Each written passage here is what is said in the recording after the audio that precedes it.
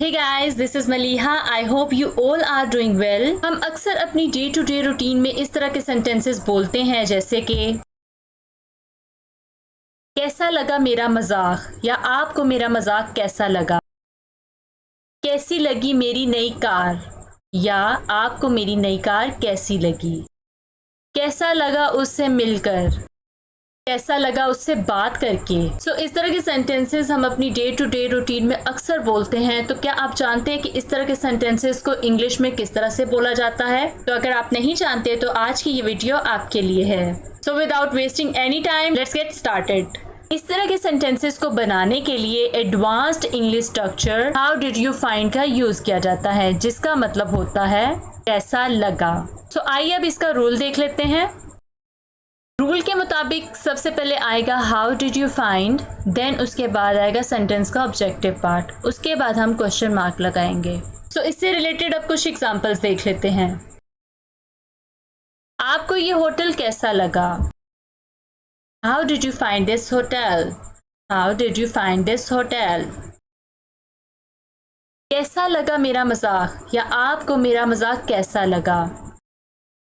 How did you find my joke? How did you find my joke? इस तरह के sentences आप बोलते हैं दूसरे पर्सन की राय जानने के लिए। कैसी लगी मेरी नई कार या आपको मेरी नई कार कैसी लगी? How did you find my new car? How did you find my new car? तुम्हें इस्लामाबाद कैसा लगा?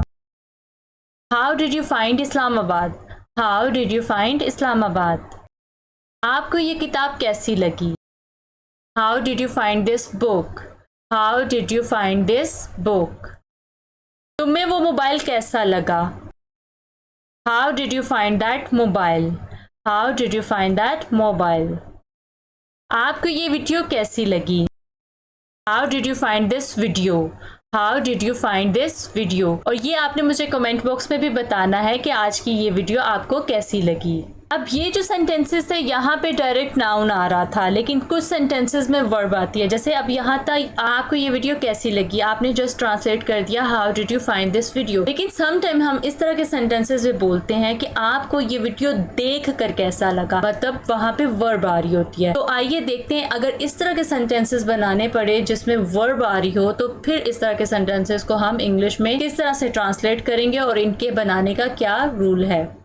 इस तरह के सेंटेंसेस को बनाने का रूल है कि सबसे पहले आएगा how did you find, then उसके बाद आएगा आफ्टर। आफ्टर के बाद जो भी वर्ब आएगी उसके साथ हम आईएनजी लिखेंगे, देन ऑब्जेक्टिव पार्ट सेंटेंस का आएगा, उसके बाद हम क्वेश्चन मार्क लिखेंगे। आइए इससे रिलेटेड भी कुछ एग्जांपल देख लेते हैं।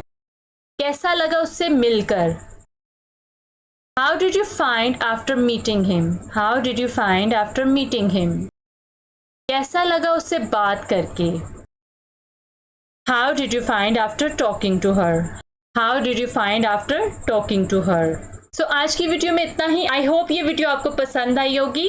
इस टॉपिक से रिलेटेड कुछ सेंटेंसेस बना के आप ज़रूर कमेंट बॉक्स में लिखिएगा।